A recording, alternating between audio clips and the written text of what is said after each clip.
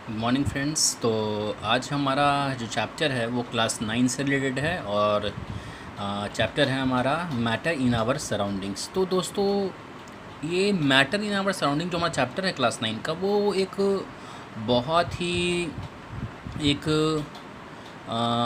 कह सकते हैं एक ऐसा चैप्टर है जो एकदम बेसिक्स जो है, जो भी पदार्थ या जो भी चीज़ें हमारे आसपास है उनसे रिलेटेड ये एक चैप्टर है दोस्तों। तो मेनली हम इस चैप्टर में हम लोग मैटर से रिलेटेड जो भी, या फिर कह सकते हैं कि जो हमारे आसपास में जो भी वस्तुएं या जो भी पदार्थ हैं उनसे रिलेटेड जो भी चीज़ें हैं दोस्तों, वो हम इसमें आज पढ़ेंगे दोस्तों। तो सबसे पहले दोस्तों ये चीज़ हम जान लें कि मैटर आखिर है क्या। तो मैटर को जानने से पहले दोस्तों हम लोग ये जानते हैं कि हम ये जो टॉपिक पढ़ने जा रहे हैं वो हमारा केमिस्ट्री से रिलेटेड है, और हम लोग जानते हैं केमिस्ट्री क्या है, साइंस का एक ब्रांच है दोस्तों। और साइंस, ये केमिस्ट्री के फादर कौन है दोस्तों, तो ये हैं एंटोइन लेरेंट डे लेवॉइजर। ये आप लोग जानते होंगे दोस्तों, मैं फिर से एक बार लिख देता हूँ। फादर ऑफ केमिस्ट्री ये हमारे हैं एंटोइन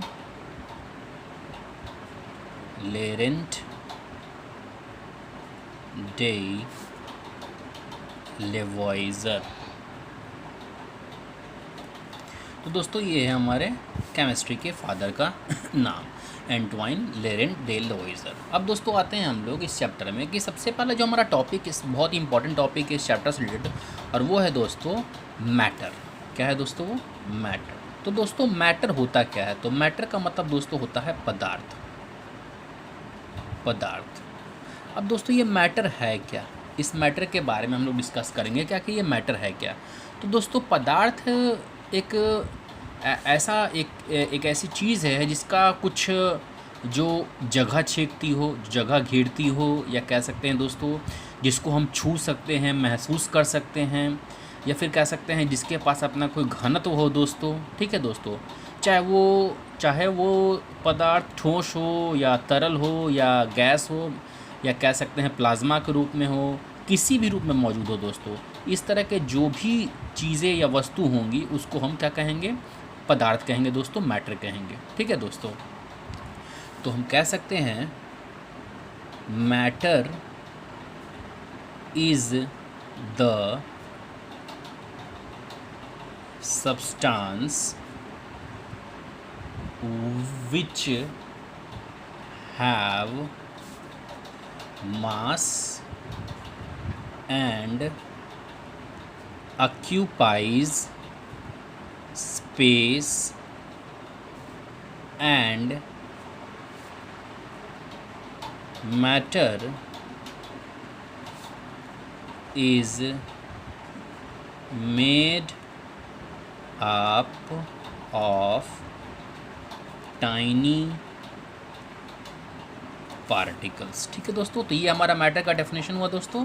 मैटर एक वह सब्सटेंस है जिसके पास मास यानी द्रव्यमान, और जो स्पेस ऑक्यूपाई यानी कि जगह घेरती हो। ठीक है दोस्तों, या कह सकते हैं मैटर किससे बना होता है दोस्तों? छोटे छोटे पार्टिकल्स, छोटे छोटे कण से मिलकर के बना होता है। जिस तरह से हम लोग छोटे छोटे सेल से हमारा एक बॉडी बना हुआ है दोस्तों, या फिर हम किसी घर को बनाते हैं तो एक छोटे छोटे एक एक ईंट से मिल करके हम पूरे घर को बना लेते हैं, उसी तरीके से इस छोटे छोटे पार्टिकल से मिल करके पूरा हमारा क्या दोस्तों? मैटर बना हुआ है। इस छोटे छोटे पार्टिकल से मिल करके हमारा पूरा मैटर बना हुआ है। अब दुनिया की कोई भी वस्तु दोस्तों, चाहे वो सॉलिड हो या लिक्विड हो या फिर गैस, कोई भी सब्सटेंस हो, या वो सॉलिड के रूप में हो या गैस के रूप में हो या लिक्विड के रूप में हो, ये सारी वस्तुएं दोस्तों क्या होंगी? मैटर होगी। हम जिस पेन से लिख रहे हैं दोस्तों, ये पेन भी हमारा क्या है दोस्तों? एक मैटर है। क्या है दोस्तों? मैटर है। आप जिस कॉपी पे लिख रहे हैं दोस्तों, बुक कॉपी पे, वो भी आपका क्या है दोस्तों? मैटर है दोस्तों। क्या है दोस्तों? मैटर है दोस्तों। हमारा सन क्या है दोस्तों? मैटर है दोस्तों। हमारा अर्थ क्या है दोस्तों? मैटर है दोस्तों। हवा क्या है दोस्तों? हवा भी, बलून में जब हवा भरते हैं तो वो जगह छेकती है ना दोस्तों, तो वो भी क्या हो जाएगी दोस्तों? एक मैटर है। वाटर क्या है दोस्तों? वो भी एक मैटर है, क्योंकि लिक्विड है दोस्तों। किसी बर्तन में जब पानी को रखते हैं दोस्तों तो वो बर्तन का आकार ले लेती है, वो जगह छेक लेती है दोस्तों, तो ये भी क्या है दोस्तों? एक मैटर है।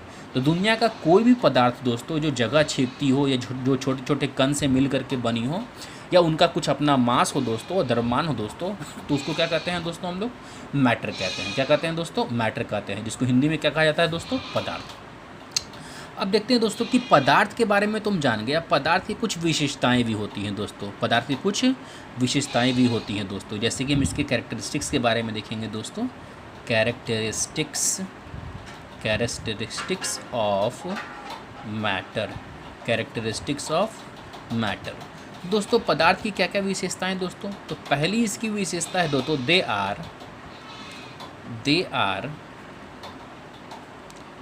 Continuously moving. They are continuously moving, कहने का मतलब दोस्तों कि पदार्थ जो होते हैं वो हमेशा मतलब कि किसी न किसी रूप में पार्टिकल्स जो होते हैं, कैरेक्टरिस्टिक्स ऑफ पार्टिकल्स दोस्तों, यहाँ मैटर नहीं होगा दोस्तों, यहाँ पर क्या होगा दोस्तों? पार्टिकल्स जो मौजूद होते हैं, पार्टिकल्स जो भी मैटर में पार्टिकल्स मौजूद होते हैं दोस्तों, उनकी अपनी एक विशेषता होती है। जैसे पहली उसकी जो विशेषता है दोस्तों वो है कि दे आर कंटिन्यूअसली मूविंग। किसी भी पदार्थ में दोस्तों, चाहे वो ठोस पदार्थ हो या द्रव पदार्थ हो या फिर गैसियस पदार्थ है दोस्तों, किसी भी पदार्थ में दोस्तों कण जो होते हैं वो क्या होते हैं दोस्तों? एक जगह में रहते हैं दोस्तों, वो मूव करते रहते हैं वो दोस्तों, वो उसी पदार्थ में वो इधर से उधर मूव करते रहते हैं दोस्तों। दूसरी जो विशेषता है दोस्तों, they have space between them. अब हर एक पदार्थ के दो कणों के बीच में दोस्तों कुछ ना कुछ गैप होता है दोस्तों। हम उसे अपने नेकेड आई से तो नहीं देख सकते, लेकिन अगर उसको हम इलेक्ट्रॉन माइक्रोस्कोप से देखना चाहें दोस्तों, तो किसी भी पदार्थ के दो कणों के बीच में जो गैप होता है दोस्तों, उसको आसानी से देख सकते हैं। इसके बारे में हम आगे बताएंगे आपको दोस्तों। और तीसरी विशेषता है दोस्तों, दे अट्रैक्ट ईच अदर। जो भी पार्टिकल्स होते हैं दोस्तों, किसी भी मैटर के जो पार्टिकल्स होते हैं दोस्तों, वो एक दूसरे को क्या करते हैं दोस्तों? अट्रैक्ट करते हैं। क्या करते हैं दोस्तों? अट्रैक्ट करते हैं दोस्तों। अब बारी बारी से दोस्तों हम इन तीनों पॉइंट्स को देखेंगे और उसके बाद इसको हम समझेंगे दोस्तों। तो जो पहला पॉइंट हमारा है दोस्तों वो है particles are continuously moving. Particles are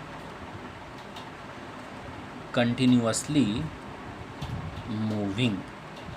हमें ये देखना है दोस्तों यहाँ पर कि किसी भी पदार्थ के जो पार्टिकल्स होते हैं दोस्तों वो कंटिन्यूअसली मूव करते हैं दोस्तों। तो आपने कभी घर में देखा होगा दोस्तों कि अगर आप किसी बर्तन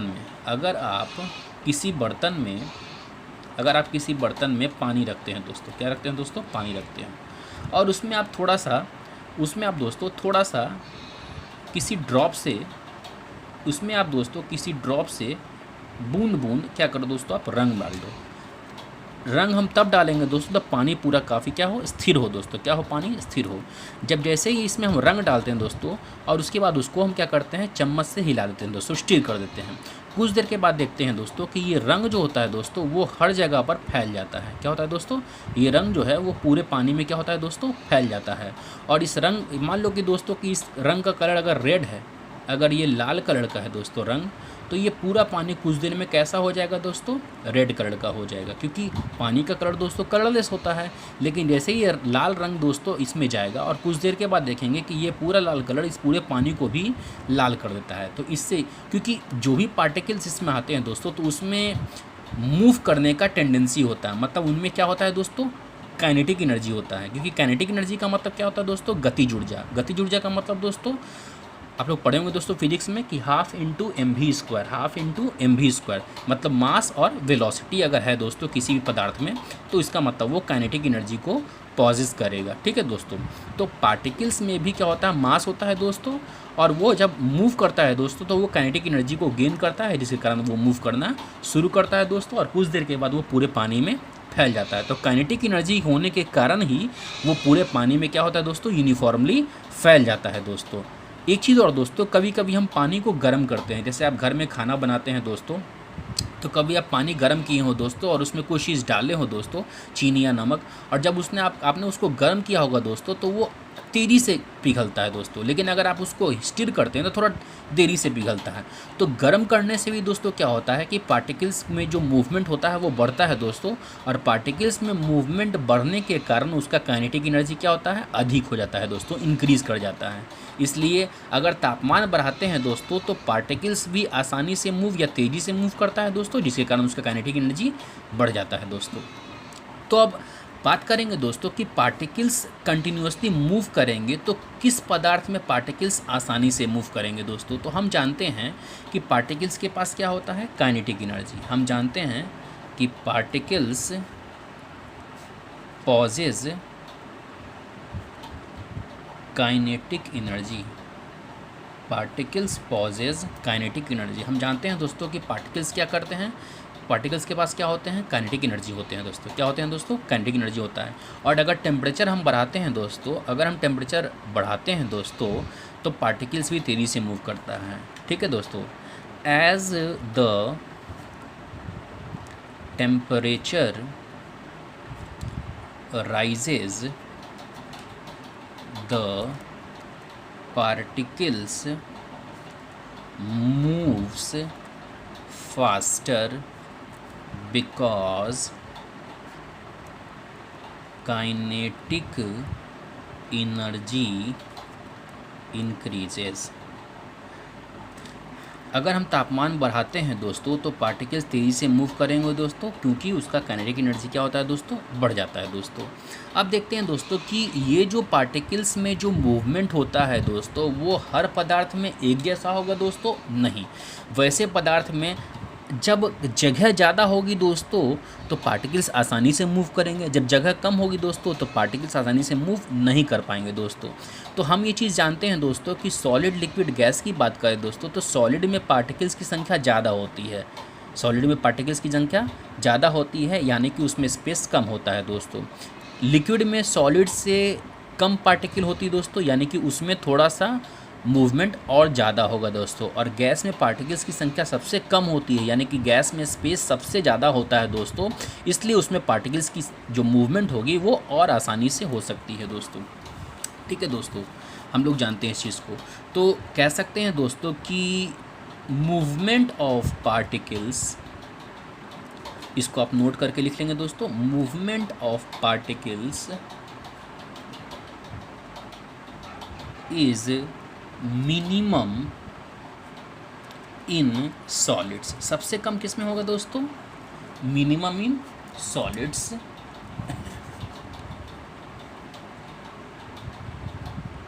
मिनिमम इन सॉलिड्स दोस्तों। इंटरमीडिएट मतलब कि न ज़्यादा न कम दोस्तों। Intermediate in liquids and maximum in gases. सबसे ज़्यादा गैसेस में क्यों होंगे दोस्तों, क्योंकि गैसेस में पार्टिकल्स की संख्या कम होती है और उनमें स्पेस ज़्यादा होता है, इसलिए गैसेस में पार्टिकल्स का जो मूवमेंट होगा वो काफ़ी अधिक होगा दोस्तों। ठीक है दोस्तों, अब चलते हैं हमारे दूसरे पॉइंट पे दोस्तों। दूसरा पॉइंट हमारा है दोस्तों, जो हमारा दूसरा पॉइंट है दोस्तों कि पार्टिकल्स हैव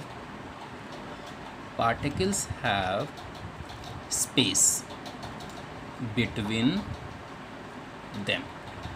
अब देखते हैं दोस्तों कि पार्टिकल्स के बीच में स्पेस कैसे होता है। तो आप क्या करो दोस्तों, घर में ग्लास होता है ना दोस्तों, तो आप क्या करेंगे, घर में ग्लास लेंगे दोस्तों। ठीक है, मेरी ड्राइंग उतनी अच्छी नहीं है दोस्तों, इसलिए समझ जाना। और क्या करेंगे दोस्तों, उसमें थोड़ा सा पानी लेंगे दोस्तों, आधा गिलास से अधिक पानी लेंगे दोस्तों। और उसमें क्या करेंगे दोस्तों, चीनी आपने देखा होगा, शुगर के दाने देखे होंगे आपने, शुगर के क्रिस्टल देखे होंगे। तो इस शुगर का क्या करेंगे दोस्तों, आप इस शुगर को इस पानी के अंदर डाल देंगे दोस्तों। और उसके बाद क्या करेंगे, इसको आप चम्मच से क्या करेंगे, हिला देंगे दोस्तों। चीनी डालने के बाद दोस्तों आप क्या करेंगे, इसको पानी चम्मच से क्या करेंगे, हिला देंगे दोस्तों। चम्मच से हिलाने के बाद देखेंगे दोस्तों कि पानी का जो मार्क है दोस्तों वो पहले यहाँ था, और जब चीनी डालते हैं दोस्तों, चीनी डालने के बाद तो पानी बढ़ना चाहिए, लेकिन दोस्तों ऐसा नहीं होता है। जब हम चीनी को पानी में डालते हैं तो वो चीनी पानी में घुल जाता है, लेकिन पानी का जो लेवल है दोस्तों वो वहीं का वहीं रह जाता है। तो इसका मतलब दोस्तों कि चीनी गया कहाँ, तो दोस्तों अभी हमने क्या पढ़ा, particles have a space between them. इसका मतलब ये दोस्तों कि जो भी चीनी का जो पार्टिकल था दोस्तों, चीनी का जो भी पार्टिकल था दोस्तों, वो कहाँ चला गया, तो वाटर के पार्टिकल के बीच में। क्यों? क्योंकि वाटर भी क्या है दोस्तों, वाटर क्या है, एक सब्सटेंस है, और वाटर एक सब्सटेंस है, और सब्सटेंस में दोस्तों क्या होता है, सब्सटेंस में भी क्या होता है, स्पेस होता है, चाहे वो सॉलिड हो या लिक्विड हो या फिर गैस हो। तो पानी भी एक सब्सटेंस है दोस्तों, और लिक्विड्स में पार्टिकल्स की संख्या क्या होती है दोस्तों, सॉलिड से कम होती है। जब सॉलिड से कम होती है दोस्तों तो पानी में भी स्पेस होगा दोस्तों, तो उसी स्पेस में जा कर के चीनी के पार्टिकल्स, शुगर के पार्टिकल्स क्या हो जाते हैं, भर जाते हैं दोस्तों, जिसके कारण क्या होता है दोस्तों कि पानी का जो अमाउंट है वो उतना का उतना ही रहता है दोस्तों, और चीनी हमारा जो होता है वो पानी को क्या कर देता है दोस्तों, मीठा कर देता है। क्या कर देता है दोस्तों, मीठा कर देता है। ठीक है दोस्तों, तो हम कह सकते हैं दोस्तों कि अगर हम स्पेस की बात करेंगे दोस्तों, तो सबसे ज़्यादा स्पेस किस में होता है दोस्तों, सिंपल, ये सेम हो जाएगा दोस्तों। तो स्पेस बिटवीन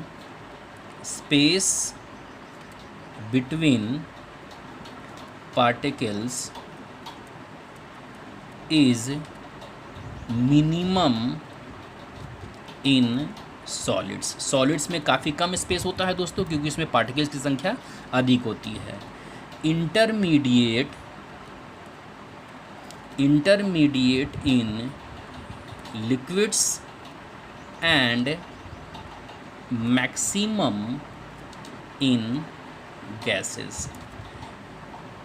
और गैसेस में स्पेस अधिक होने के कारण ही दोस्तों गैसेस में डिफ्यूज़न काफ़ी तेज़ी से होता है, जिसको हम आगे पढ़ेंगे दोस्तों, क्योंकि गैसेस में डिफ्यूज़न जो होता है वो काफ़ी तेज़ी से होता है, क्योंकि गैसेस में पार्टिकल्स की संख्या कम होती है और स्पेस ज़्यादा होता है, जिसके कारण वहाँ पर पार्टिकल्स आसानी से मूव करते हैं और तेज़ी से उसके अंदर डिफ्यूज़न होता है दोस्तों। तो इस चीज़ को हम आगे नेक्स्ट टॉपिक में हम लोग पढ़ेंगे दोस्तों। ठीक है दोस्तों, अब हमारा जो लास्ट टॉपिक है दोस्तों वो है particles attract each other. Particles, ये हमारा थर्ड पॉइंट था दोस्तों। Particles attract each other. सारे पार्टिकल्स एक दूसरे को अट्रैक्ट करते हैं दोस्तों, चाहे वो सॉलिड हो, लिक्विड हो या फिर गैस हो। तो कभी आपने देखा होगा दोस्तों कि नल से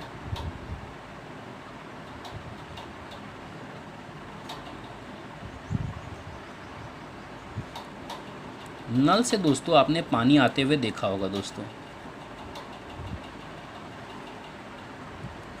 नल से आपने दोस्तों पानी आते हुए देखा होगा दोस्तों। और अगर आप यहाँ पे कोई वस्तु रख दे दोस्तों, या फिर आपने यहाँ पर कुछ सब्सटेंस या किसी चीज़ को रख दे, तो जो पानी आता है दोस्तों वो अपना पाथ को बदल लेता है दोस्तों। मतलब कुछ इस तरह से पानी आना है, और फिर बाद में वो दोस्तों वो नॉर्मल वैसा ही आ जाता है। मतलब कि पानी को जब हम वाटर का फ्लो होता है दोस्तों किसी नल से, तो अगर हम बीच में मान लो कि दोस्तों हम इस पेन को बीच में रख देते हैं दोस्तों, तो कुछ इस तरह से पानी आएगा दोस्तों, कुछ इस तरह से पानी आएगा दोस्तों। तो इसका मतलब ये हो दोस्तों कि इस पेन के कारण पानी ने अपने पाथ को चेंज किया, लेकिन ऐसा हुआ दोस्तों कि पानी के जो पार्टिकल्स है वो एक दूसरे को छोड़ करके इधर उधर डिविएट हो गए दोस्तों, या फिर इधर उधर भागने लगे दोस्तों। ऐसा नहीं हुआ, एक पार्टिकल पीछे वाले पार्टिकल को फॉलो कर रहा है दोस्तों, और जैसे ही ये पेन से नीचे पास किया पानी दोस्तों, तो फिर वो उसी पाथ पर वो चलाया दोस्तों। इसका मतलब ये होता है दोस्तों कि पार्टिकल्स जो होते हैं वो एक दूसरे को क्या करते हैं दोस्तों, अट्रैक्ट करते हैं। क्या करते हैं दोस्तों, एक दूसरे को अट्रैक्ट करते हैं दोस्तों, जिसके कारण क्या होता है दोस्तों कि वो काफ़ी ज़्यादा हार्ड होते हैं दोस्तों। तो इसका मतलब ये हुआ दोस्तों कि जिस सब्सटेंस में पार्टिकल्स की संख्या ज़्यादा होगी दोस्तों, वो सब्सटेंस उतना ही ज़्यादा हार्ड होगा दोस्तों, या कह सकते हैं दोस्तों कि उसके अंदर अट्रैक्शन फोर्स उतना ज़्यादा होगा दोस्तों। तो कह सकते हैं दोस्तों कि फोर्स ऑफ अट्रैक्शन कहने का मतलब ये हुआ दोस्तों कि फोर्स ऑफ अट्रैक्शन